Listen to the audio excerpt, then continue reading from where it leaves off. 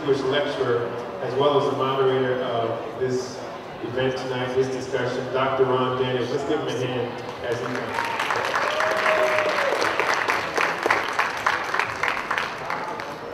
Thank you very much, Jonathan, and we want everybody to pay attention. We know that there's a lot of stuff going on, but there's nothing more important going on in these United States of America now than the presidential election that will be happening in just about 30 days. So we invite all of you who are sort of on the sidelines, who want to be involved in this, and we hope you all will. And please join us, have a seat, move up front.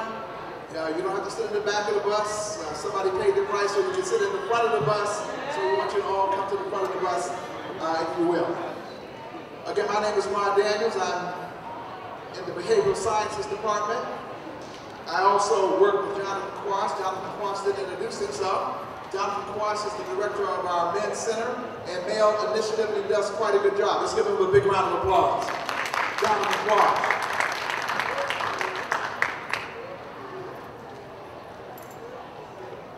We want to invite our panel up to the stage as we begin this conversation. Let me just say in the beginning that we had hoped to have a broad range of perspectives represented. You got a chance, some of you, to see the actual debate that took place about 10 days ago. There's a vice presidential debate this evening later on, and there's another debate next Tuesday. We had really hoped to have a representative of the Romney camp here. Apparently we've not been able to do that because we think it's important to get balance. But we are happy with the panelists that we do have. So first I'd like to introduce and have come to the podium the Vice President of the Downstate Young Democrats, Vice Chairman that is, Declan McPherson. Declan, would you please come and have a seat at the rostrum, please? And one of the most important movements, I think, in my opinion, in the last several years actually, but it really exploded onto the scene last year in a major, major way, and it really helped to define and add to the discourse of American politics. We're delighted to have with us this afternoon or this evening Ed Needham, who's with Occupy Wall Street. Let's give him a big round of applause to Ed Needham. And finally, you know, we have a student government right here on York's campus. Some people seem not to be aware of that because the participation is not what it ought to be. But we are very proud of this student at York College, this leader at York College, because she's determined to make sure that participation and engagement in York College gets stepped up a notch. Would you please welcome the president of York Student Government, Shirley Jackson. Give her a big round of applause. We're expecting Jason Hilliard to come. Jason is is on the staff of Congressman Gregory Meeks, but he's also the district leader, and he'll be joining the conversation as well. And we are going to ask people in the background to be a little more quiet, if you could, while you munch and whatever you're doing, so that we can really, really have this conversation. And we do hope that those of you who are on the sidelines will actually come and have a seat and be a part of it. We're going to have a guided conversation, which means that the panelists are going to introduce themselves, and then they're going to have an opportunity to say what the election means to them from whatever perspective they want to. And then I'll take over and ask a few questions, and ultimately you're the most important people here, so we want you to both make comments and ask questions as well. The whole event is being taped, it's being recorded, so that it will be available for classes as well. So we're going to get started by asking the panelists, each as you're seated, to take the microphone and to just self-introduce yourself, starting with that.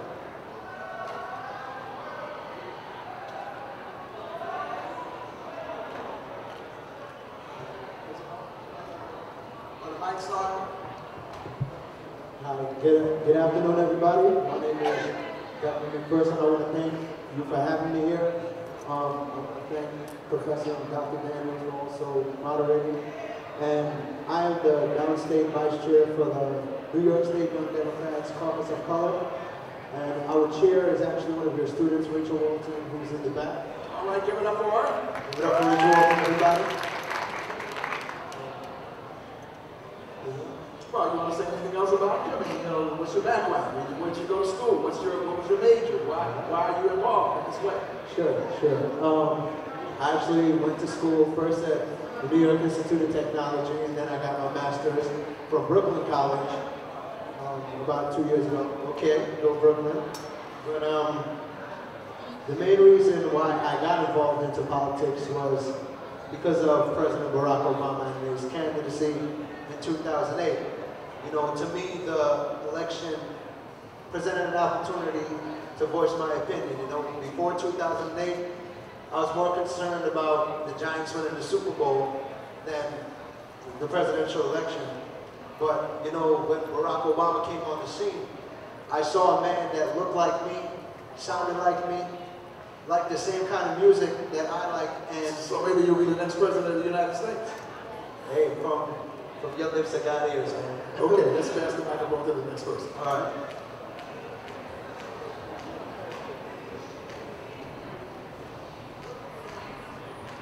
Hello? Yeah. Thank you very much, Professor Daniels, and thanks to CUNY and York College for including Occupy Wall Street in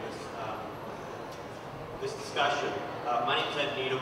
I've been with Occupy since about day 10. My duties are mainly with the press relations working group. So we handle queries, whether they come from the public or whether they come from reporters. By way of background, I'm an advocacy communications consultant. I should disclose also, for the sake of today, that I do work as an advisor to the Jill Stein campaign of the Green Party, who was not represented in the debate, as you saw before. I've been a candidate myself several times and worked closely within the Democratic Party for close to 20 years before switching sides, I guess you would say, and find myself now with the Greens, and so I'm very happy to be here. Thank you very much. Hello, as he said earlier, my name is Shirley Jackson. I am president of York College student body, and it is such an honor, Dr. Davis, to be here on panel with you. I've heard so much about you over the years, and I've followed you. I just want to let you know I am a senior. I'm a geology major here, and I have been a part of student government from day one when I was here, when I first started here. I feel it is so important for students to be engaged, and I've come through the ranks of student government. My first year I was the Student Programming Council President, taking notes along the way. Last year I was the Vice President, evening, weekend, taking notes along the way. So this year that I'm President, I looked at those notes and I realized some of the things that were really vastly missing. One was the apathy on campus is so high. We would have elections, people with the election would come and go, and students wouldn't even know there was an election. And so I decided that that has got to be a part of our vision and our agenda for student government. And we have something that's called Project ER. And the ER, people think emergency. Well, this is the emergency, but it stands for engage and retain. Because if we heighten the engagement, we will lift our ownership, and it will go permeate beyond the walls of your college into our community, and so forth, and then into our nation, and then into the world. So that's the big agenda for student government, and I think that this is where everything starts on a college campus. So as president of student government, at every step of the turn, it is my job that I take very seriously to expedite the consciousness, because we have a problem also with continuity. Most people come into student government in their junior or senior year, so there's almost so much change you can make to be effective in 1 year. So we're about expediting the consciousness of these freshmen and sophomores and getting them on board and showing them the way. We're in the process of trying to create a senator ambassadorship for students who aren't eligible for official senators or student government, so they can be brought into the mix to see how the process runs. And so we're going from there. Like I said, it's an honor to be here, and I'm looking forward to the conversation. All right, Madam President. Now what we're going to do is ask each person in their own way, and we'll start again with Declan. And we ask people to really focus and to pay attention. Hopefully the microphones are loud enough. In your own way, to take about 2 minutes, and just say, what does this presidential election mean to you?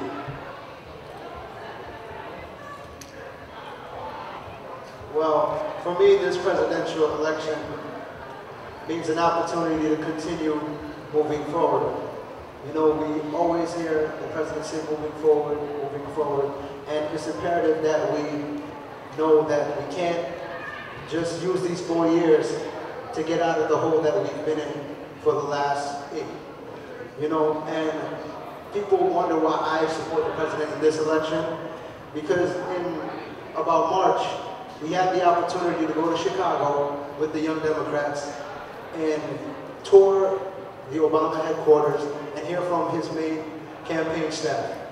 And Jim Messina, who I know all of you have probably got emails from continually from the Obama campaign, but he said that with the fight with healthcare, Barack Obama, about 5 times, it was dead.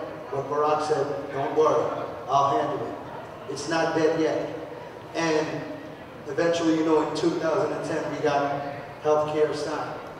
And for me, I want that kind of man to continue to represent me. That even when the situation seems at its worst, he's seeing it at its best. And that's the kind of attitude that we need today, because things are not as good as they could be, but as long as we have this man steering the ship, I believe that they will one day get back to where it was. And that's why I support it. Okay, yeah, you're on 2 minutes. Thank you very much. I want to preface this just by saying that even though my duties with Occupy Wall Street run into public information, I don't speak. I'm not a spokesman for the movement. There aren't any, and that's integral to, I think, what we do. But I can offer my perspective. And I would say that the perspective that rather permeates the movement is that that the election time is a wonderful time to bring up some of the issues that really plague us. And a feeling of disenfranchisement from the government that makes our rules and runs our country is a cheap one. The two-party system, as it exists, has run duopoly in our political process for the last 30 to 40 years. And the two-party system and the voting for the lesser of two evils is responsible for the situation we find ourselves in today.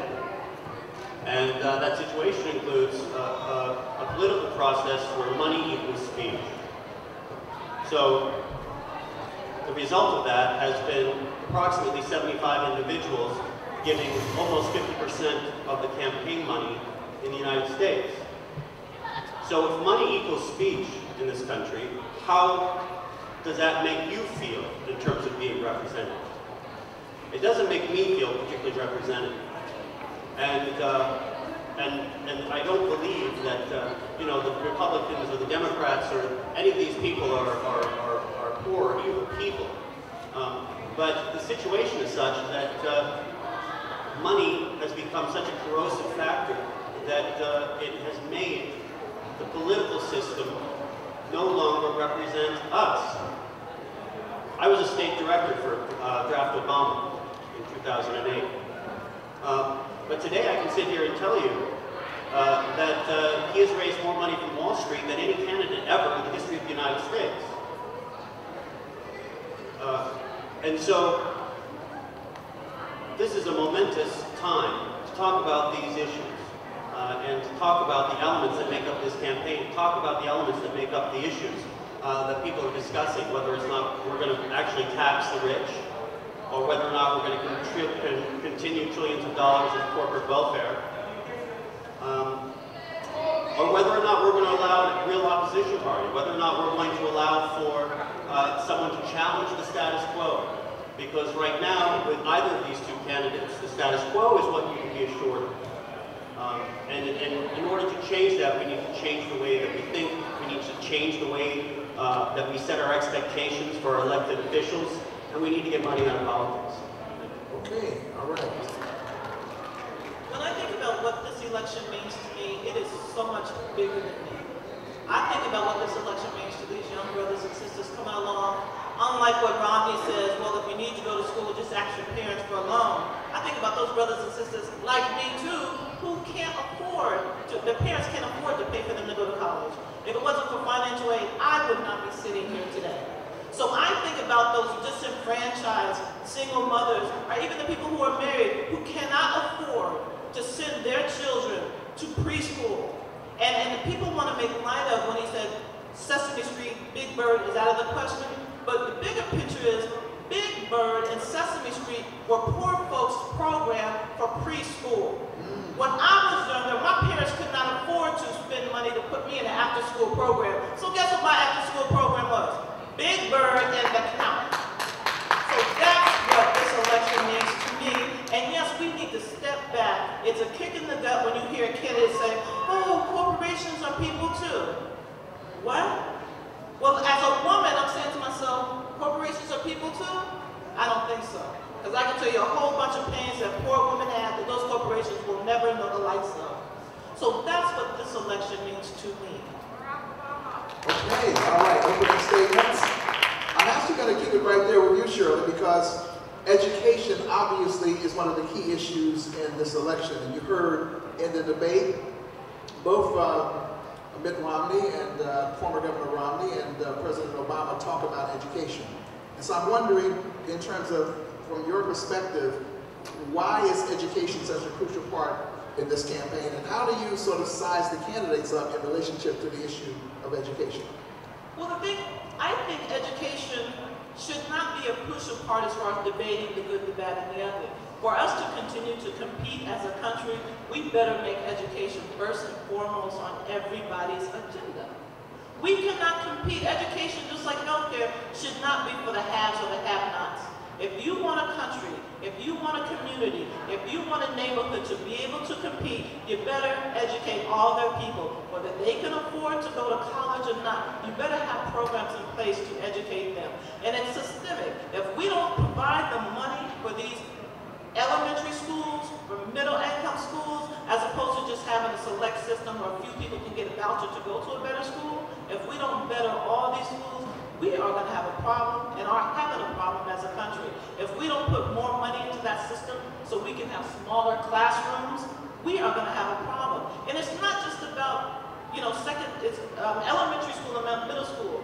Even on a higher education level, we need more professors so we can have smaller classrooms. I'm sitting up in that class with some classes with 20 and 30 people, and you can't get that extra attention that you need because a classroom is too big, but everybody's under these budget crunches.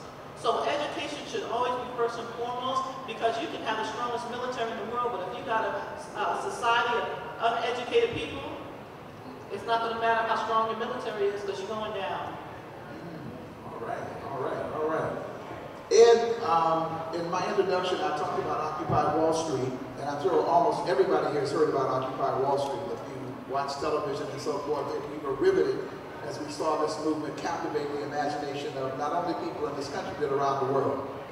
And so I'm wondering, and again, I know you're not the official spokesperson for Occupy Wall Street, but there's certain broad ideas that were developed, not the least of which was the notion of what? We are the 99%, and focusing on the fact that we have a 1% that has an extraordinary amount of wealth. So I'm saying that I know you characterize these two parties as Tweedledee and Tweedledum, lesser of two evils, and so forth. But I want to just ask you, within the context of that framework, how do you assess Romney and Obama in relationship to their positions on inequality or addressing issues of inequality, which I think was one of the central messages of Occupy Wall Street? Thanks.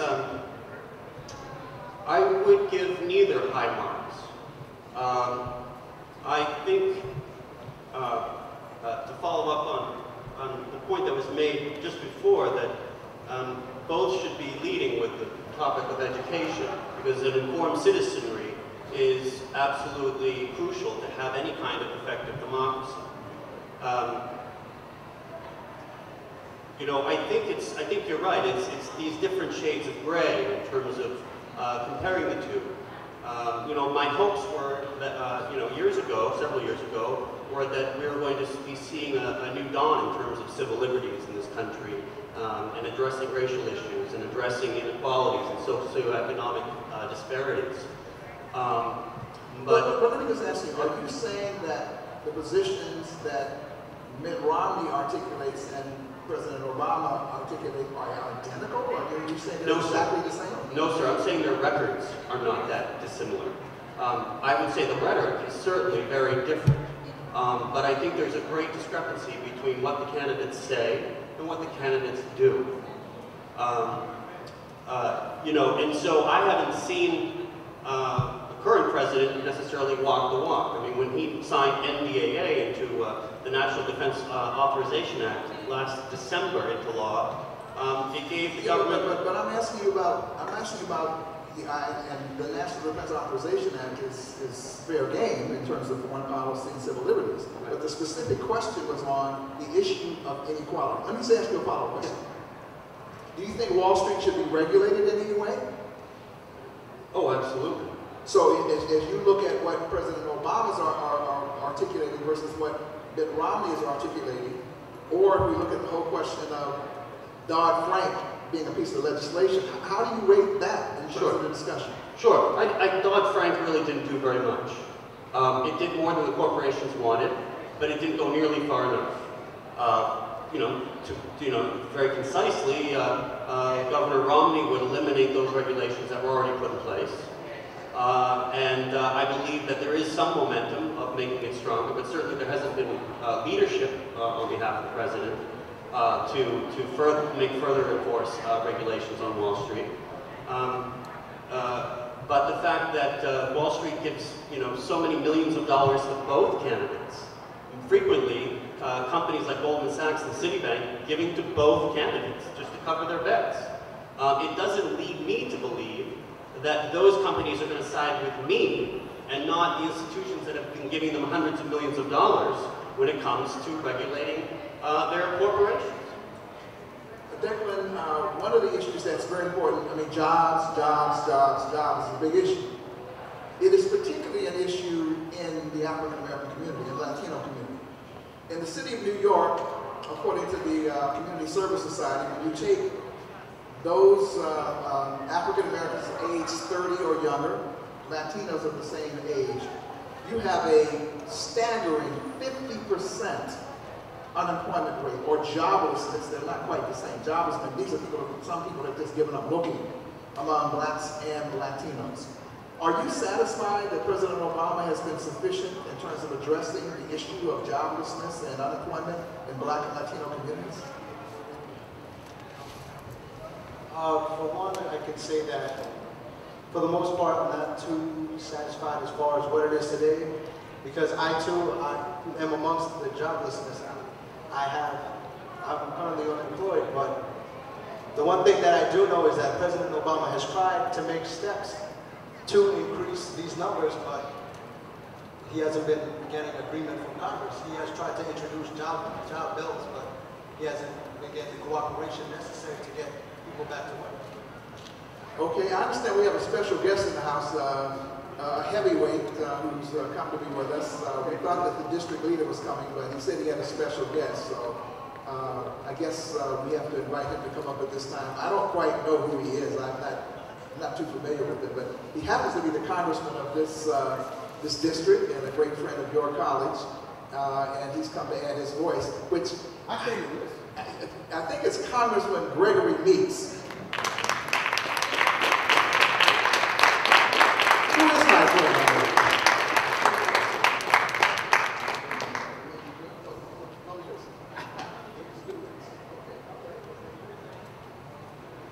I'm coming to listen. We're going to break this thing up. Oh, okay. All right. Okay, he's going to sit and listen. All right. So, but if it gets heavy, we may have to call you for a rescue operation. Okay, so now I'd like to, that issue, by the way, is an issue which is important. And let me just say that in the New York Times just yesterday, well, let me cite two studies. The Urban League has indicated that if black voter turnout dips by 5%, it could have a major impact on this election. There was an article in the New York Times yesterday pointing out that the intensity among black voters may not be quite the same as it was in 2008. So that's why I particularly asked that question. Now I'd like to move on to, Jason, come up here. I got a question for you. You're supposed to be on the panel. So I had a question for you. So now you're going to be graded by your boss now. So, and this is one that has to do with the mortgage crisis, because this area, to my understanding, is one of the areas hit hardest in the country, but certainly in the city as it relates to the mortgage crisis. And I just wanted to ask you this, and similarly, your perspective in terms of, in this campaign, how do you see the candidates addressing this issue?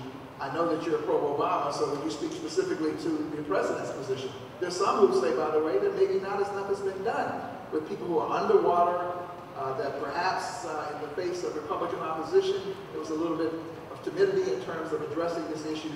It does seem to be mortgage foreclosures, I understand, within the last week have dropped to record lows, but this has been a persistent problem. So we want to get your perspective on the mortgage foreclosure crisis. In regards to the mortgage crisis, I agree. I do support the president and the Democrats and Congress, specifically my boss as well, because they really grabbed it by the handles and really jumped out there in the community, reaching out to the banks to work out a deal where those who were about to be foreclosed upon had a chance to modify their mortgages, and if they still didn't rise to a level where they have the income to stay in the home, that they provided a way of like a safety net for them to leave the home without damaging their credit. So through the HEMP program and a few other programs that the president has put in place, he made sure that those Americans that were given mortgages that they should not have been given did have a way to step away without damaging their credit in their future, their economic future for them and their families. So I think we have seen from the Romney candidate Romney that he would have returned to the banks to do whatever they felt was necessary. And I think that's the wrong direction to go. Okay, all right, let's. Not enough happening. We need to do more. Too many people are still underwater. Too many people have lost their home, and we should do more. We've got programs, and the president has done a lot in trying to change it with the HAMP program and others. But if you look at the numbers of individuals that have qualified for those programs, it is far too few. And when you think about individuals losing their home because of the wrongdoing of the big banks and others, we've got to figure out how we fix it for them. Now, that being said, it's more difficult to get it done in Congress because, though my viewpoint, I need to get the majority of 435 votes to get something passed. And so it's a going back and forth and trying to get something through. The president has done a number of things through executive order that he can do. He's tried to get some of the people together to get certain things done, but it's not enough. And to me, and for me, it will not be enough until we can save as many people as we can. That being said, that doesn't mean that everybody that has a home, we're going to be able to save, because the truth of the matter is, there's fault from everybody around. Some people, unfortunately, should have never been given a mortgage in the first place. They can't afford it. Even if you put it down, they couldn't afford it. So we've got to make sure we get them out of it so that we can save their credit, and then they can rent a house or rent an apartment or something of that nature. But those that can, and those that have been paying their mortgage until it either adjusted or because the interest rates went up, we've got to make sure that we fix them and stabilize it so that people who are underwater, because, all of us said the greatest asset that one would have for the average American is home ownership. But when you become underwater with that, you're stopping your kids from being able to go to school. Oftentimes, I know my own experience, my sisters went to school because my parents were able to finance their home, or refinance their home so they can get it, paid for some of the school. We haven't done enough. We need to do more. We have to do more in Congress. Okay, all right.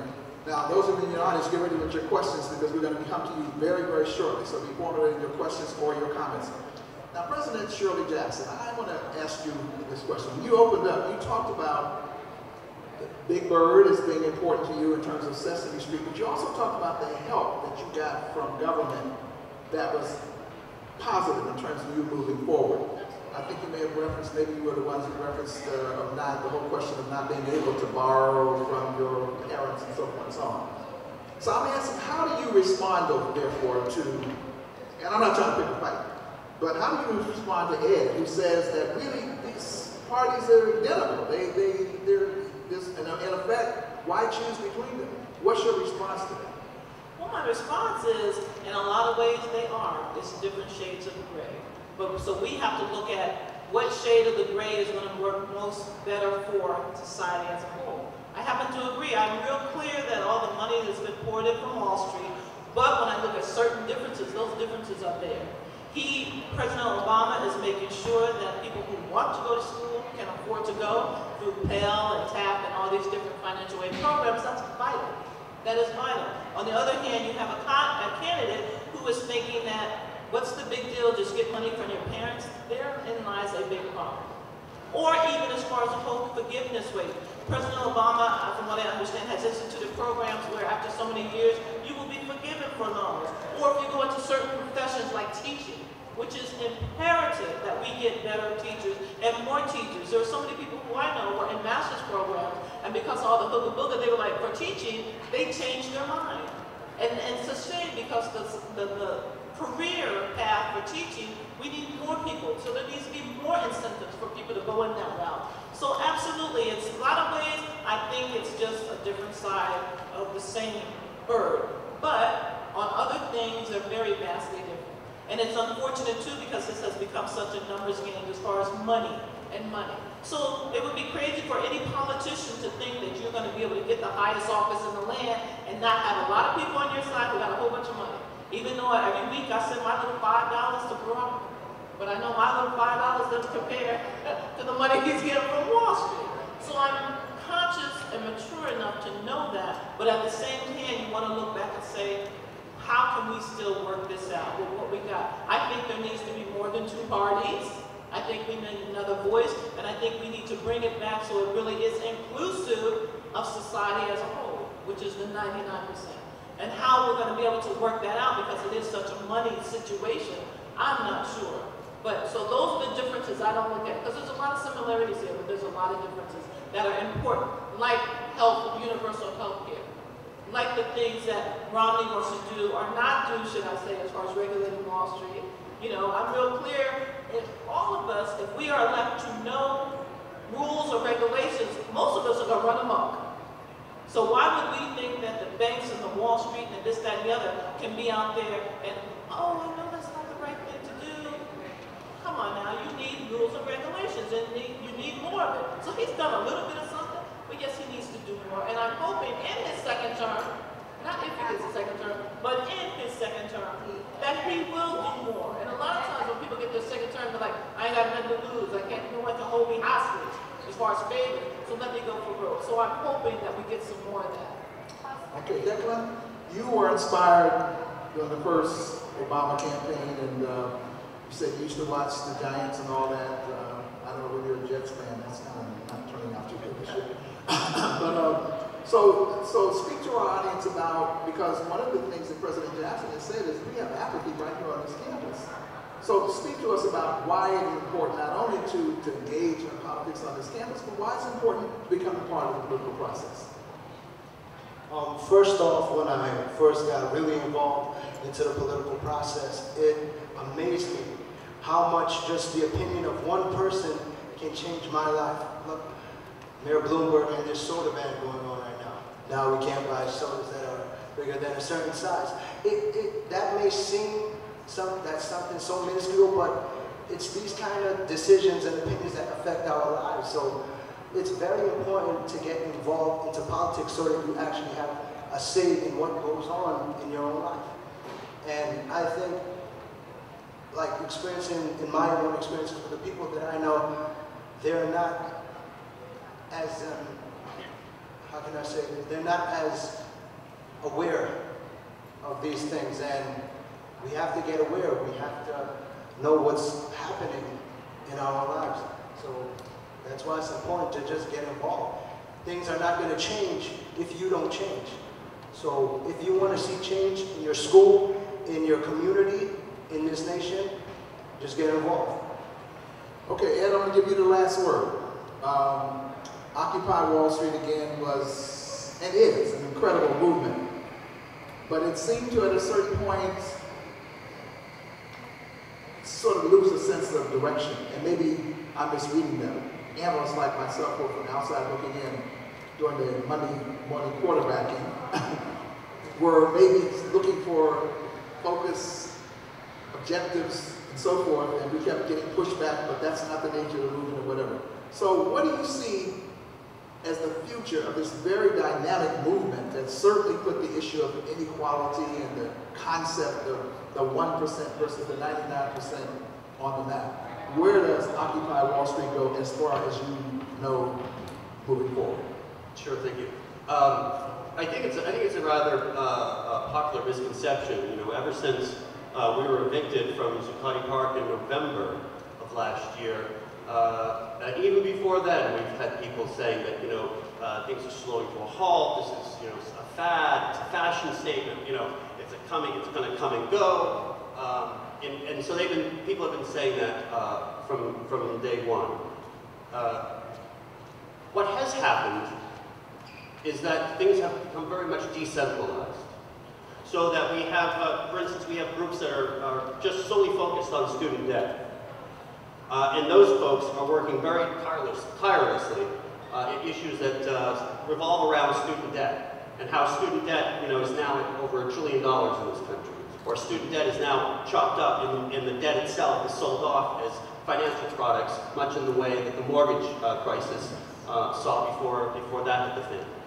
And so, what has happened is that people have taken this leaderful notion, and they've taken their own initiative to have an idea and have people around them that share that idea or that ideal, and then run with it and do what they need to do. And if they call the press team because they want publicity, or they call direct action because they want ideas for a creative action around an issue, then we have teams that are working together. But it's allowed us to really cover the spectrum of issues that are hitting people at home where they live. When we were all crowded into the park, we had lots of TV cameras, and everyone was down there, and they wanted to know how many people we fed every day, and where people urinated, and where they weren't allowed to, and so that was, it was a very media, sexy environment. And now when we have folks who are, let's say, defending a home from being foreclosed for a returning vet, it doesn't make the news, And so when it doesn't make the news, people who get most of their news from the media, from watching TV, they don't know. I mean, I have a very fortunate, privileged viewpoint, because I get to see all this stuff, because it's my job to know what's happening. But we don't rely upon the mainstream media to get the word out. We just keep doing what we're doing. And we don't base our success on how we look to pundits or how we look to the media. That's not a jab, is it? No, I'm just kidding. Okay, let's line up. Anyone who has a question? Let's first of all give our panel a round of applause for their initial statements. And now it's your turn. So the microphone is there. Step to it. And let's have some comments, if we have comments, if you have questions and whatnot. So others who want to do them out, don't be shy. Go right ahead. Hello, gentlemen, lady. My name is Arvin Khalil-Nichols. I'm a freshman here at York College. Go Cardinals, more likely the Giants. My question is for you, sir. Money institutions are faction. Would you agree? No, speak up. Say it a little louder. I said money institutions are a faction. Would you agree? All right, a faction? A faction. Money institutions are a faction, being that they are more likely to go for their own interests at the expense of others, and not even care about their own interests. So with that being said, how would you propose we take lobbying out of DC and take money out of the incentive of politicians to make certain actions? Thank you. That's a great question. One of the foremost groups that are leading that fight right now is the Move to Amend group, which is fighting to create a constitutional amendment to do away with Citizens United ruling that says, speech in this country equals money, which doesn't do most of us in this room any good. And so that's probably the first thing. But you're right. by definition, a fascist state is one where the corporations and the government are so united behind the same interests that they're not discernible. And, I'm not saying that that's the state that we live in, but, there's handwriting on the wall, and I can read it.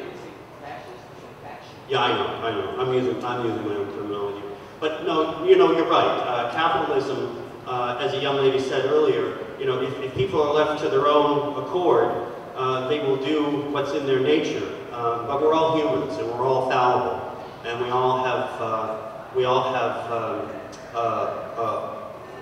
have a need to have parameters set around us, and corporations are no different. They have a bottom line that they're interested in, and the bottom line there is not the interests of the well-being of the people that work for them or the communities that they operate in. It's completely about finances. So the government, in some respect, needs to step in and provide the connection to the people. I'm going to ask the congressman this question. How powerful is K Street? And K Street is where the lobbyists are in the politics of our country, as well as these independent super PACs. They're on both sides, but let me just say this. One of the things that irritates me about the commentary is people act like both sides is equal. It's like, yeah, there may be Democrats doing it too, but I don't know who's equivalent to the Koch brothers, for example. So there's mainstream media sometimes, doesn't really give it the right balance.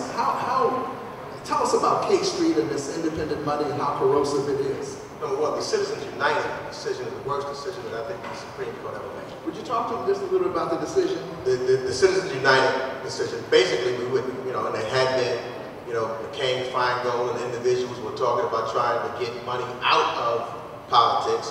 Citizens United allowed more money to be in politics than ever before. And you don't know where the money comes from, because individuals or corporations can give money to these so-called super PACs, don't have to say where the money's come from or who's contributed the money, and as long as they're not coordinating with the campaign or with a personal campaign, they can spend as much money as they want. And so you have more money being spent in this presidential campaign than ever in the history of the United States. And it's based upon the decision by the Supreme Court, which is another reason why I think it's important to make sure Barack Obama, by the way, is elected, because presidents appoint Supreme Court justices. Now, that is different, in my humble opinion, from some that lobby Washington, D.C. Those are two different things, because lobbying, anybody can lobby. Lobbying is coming to give your opinion and your viewpoint on an issue. So I have individuals from K Street that lobby. I have individuals from labor unions that lobby. I have individuals who are just from the district. They come down because they have a special interest that lobby. And from my perspective as a member of Congress, the money is not what's going to determine how I vote. Whether you contribute to my campaign is not going to determine how I vote. What it will do is it helps because you can't run without money. And I think that if you want to get more of the money out of the game, we can do public financing. I think that is important. And if we had more public, the last thing that I don't like to do, and most elected officials, if you talk to them, what we least like about the job is the fact that we have to raise money. I mean, we least like that about the job, the period. I would love it so that I didn't have to make phone calls. I'm just going to tell you the real deal. What I have to do is take time out of my schedule, and they want to lock a certain amount of hours a week, where I just make phone calls begging people for money. I wish I could do something else other than that, but if I did not do that, then people will say, oh, he's not serious, or he can't climb up the ladder, etc. But it doesn't buy my vote. Now, what lobbyists do for me, it gives me, they help give me issues and ideas so that my staff and I can go through them and weigh what we think is right and what we think is wrong. Because we don't, I try to hire the best that I can, but we don't have all of the experts in every area and everything that we've got to decide. So we get individuals who are involved in it on a daily basis on both sides, because generally you have two sides of the issue. We try to make sure that we listen to people on both sides of the aisle and then determine what we think is in the best interest of the people that I represent in the United States of America. And oftentimes what then happens is, because depending upon where you come from, what district you represent, what part of the country you're from, your party has something to do with it also, because you get pressure from your party leaders. Then you try to come up that you think is correct. And oftentimes that decision is a compromise decision, which makes this government work. I end on this. That's how the system works, because generally there is a compromise. Without a compromise, you get nothing done. And my complaint over the last 2 years, of the 14 years I've been privileged to represent this college and this district, is that we have gotten individuals now who are elected, that's the Tea Party, who has decided that they do not want to compromise. It's their way or the highway. We can't compromise on anything, and so the government comes to an abrupt halt and we get nothing done. There has to be compromise for the system to work. It is not the best system, but it's the best system that I know of, and I travel all over the world, and people try to emulate this system because we don't go to war as a result of it, and lives are lost for coup d'etats and things of that nature. It is a federal system for those of us, your political science 103 and Madison and all those, right? That's kind of how the system works. Let me just say quickly, I was at the Democratic National Headquarters one time. I was in this, and I was just shocked that here were congressmen people coming in, and they were on the phones, and they was literally, as we said before, making call after call after call after call, begging for money. And I agree. I mean, I'm going to say some things later, but I absolutely agree that this whole question of money in politics is smothering our politics and making it very, very difficult for average, ordinary people to engage. Yes? Hi, my name is Katrina. Katrina, could you just talk a little louder, please? My name is Katrina. I'm a sociology major here at York College. And my question is more for the entire panel in regards to money and education. And if a lot of these, the transnational corporations that hold a lot of the wealth in this country, I know that they do a lot of charity work and they help a lot of the country that is impoverished, and they also do a lot of outsourcing that helps people in other countries make money. But how can we get those transnational corporations to bring that money back into America so that American citizens, that's stimulating the American economy, and that's also supporting the education here instead of in other places? Okay, anybody on the panel want to take that question? I don't want to dominate. Well, you may have the best expertise on this, and thank you for coming by, because some of these issues do require some inside familiarity. Not that I'm saying you're an insider, but I mean... I am. I once was an outsider, but people fought hard, and people died so that I had the opportunity to be an insider. Because once upon a time, this had been an insider. So I don't hesitate to say that I'm an insider, but I'm an insider to fight for a lot of individuals. And what you are right. This is one of the things that the president is talking about, that we shouldn't give tax incentives for individuals who take their money offshore and the money doesn't come back here. And we incentivize too often in our tax laws where that is allowed to happen. And so I hope that once the president is reelected, and I agree with he will be reelected, we're going to have a debate next Congress that's going to be the debate of all debates on tax reform. Now the president can't do this stuff by himself. It is, a democracy, and you've got to make sure that he has help. So one of the ways, and that's why, I'm leaving early in the morning, going to a number of other states. The first 2 years of the president's administration was the time that he passed the bill that he was able to pass, because he had individuals in the House that had his back, and we Democrats were controlled, and we could pass a number of bills. Even then, because we got conservative Democrats as well as liberal Democrats, there was a compromise within the party to get something passed. But we were able to get something passed. The last 2 years, we're not able to get anything passed to change the things that you're talking about. This election and why it is important to vote is just that. It's just for that reason. There's a reason why the PACs are paying all the money in these elections that they're paying, because they don't want what does level the playing field. There's one thing that levels the playing field, the money. Your vote.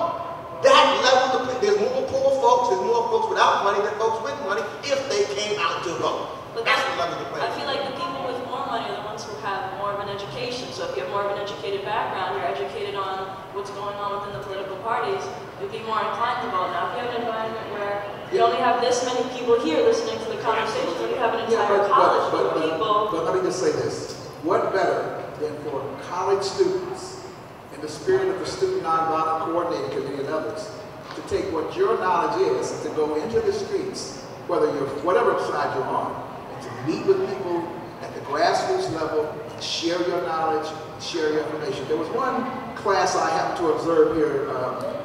It's a colleague of mine, an adjunct here, and I'm sorry I don't remember his name, but when I observed this class, I was really, really impressed because he was having his students go out and do voter registration. And so they got a chance of getting a feel for it. They came back and reported on how many people they registered, what were people saying, why did people want to vote, why did they not want to vote, and all that. So it became a practicum in getting out there and helping people to actually engage the process. So it's difficult, but it can be done. Let's go to our next question. Thank you. Thank you. And Congressman, I know if you have to leave, Phil, don't feel free to leave. I can't because students are, that's the reason why I came. Students are that important. Ideally, I had something else to do. I said I pushed it back to 7 o'clock, 15 minutes, because students are, I mean, they are absolutely the key to this thing. Go right ahead. Good evening. I'm not a student, but I still think I have a good question for you. My name is Ebony Jackson, and I'm actually the program coordinator for the Women's Center here at York College. I work closely with Jonathan. We talked about a lot of different issues, the economy, jobs, mortgages. Some things that are really popular in this presidential cycle are women's issues. Things like access to contraception, Planned Parenthood, the Lilly Ledbetter Fair Pay Act. Things that we as women and probably as a younger society have taken for granted over the last probably 30 to 40 years, but have now, for some reason, come into play. Why is that? Why are we talking about things like contraception that women have had access to for 30 years? Why are we talking about, still great disparities in equal pay for equal work? What is your opinion on why that's becoming an issue, and how is it that we as college students, young female college students and male college students can really become aware of the issues and the disparities from the two candidates and what we can do to mobilize around those things? Can I? Go right ahead. I think one of the problems is we have a mentality that is scared to death. You constantly hear people talking about, we want America back the way it was. We want to take our country back. And as a young black woman, I'm saying, take it back to what? If we take it back to the times when I was younger, or the times of my parents and my older siblings, we as a people who are disenfranchised are going to be more disenfranchised, people of color, we're going to have a hard way. So I think a lot of that is just in disguise of, they want to start stripping back away rights that we have with this whole taking the country back, which is a problem. And just to segue to what the other young lady says, that's why I'm so passionate about student government. We have a powerful voice, the students. And one of the agendas is we must have a presence outside of the walls of your college. That's powerful. We must take it, started here, Project Engage the students here, and go beyond the walls of your college with our issues, and engage people in the community. And you start with 1 or 2 people, and it will grow from there. And plus, we gotta hit people in their wallets. People respond to that. It's one thing to change the tax code, but you find that what products these companies are manufacturing, and you stop buying them. The power of the dollar and the communities of people who are black and brown is very big. And one of the big problems too, especially with younger people, they haven't felt that passion. They haven't suffered, so they are really feeling so entitled. They don't know what it is to say sacrifice. And we need to bring that to the forefront more, and we will get things done. You gotta sacrifice for a cause sometimes. Okay, you might have to stop using your ivory soap or whatever. There's something else out there. Collective your money together and say, no, you're not going to take away these rights that we had. We're not going to go back to the 1950s. We're not hearing it.